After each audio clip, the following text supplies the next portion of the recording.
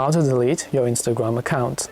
Hey everyone, welcome back to the channel. In this video, we're going to learn how we can delete our Instagram account, so make sure to watch the video till the end. In order to delete our Instagram account, it's very simple to do so. All you have to do is launch the Instagram application, log into the account you want to delete. Tap on the profile icon from the bottom right of the screen, then tap on the three lines option from the top right hand side. Then simply go to the option called Account Center.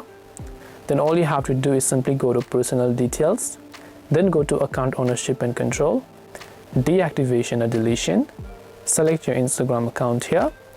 Deactivate is going to get selected by default, so you have to select Delete Account option, tap on Continue, select your reason as to why you want to delete it, tap on Continue, tap on Continue. Final step, just enter your Instagram account password, tap on Continue, and your Instagram account will get successfully deleted. Remember that you have, I think, 30 days to change your mind. If you try to log in within 30 days, it will give you an option to deactivate your account. If you don't log in within 30 days, your account will then be permanently deleted. Until then, it will remain deactivated. So hope this video helped you. If you have got any more questions, feel free to also leave them down below.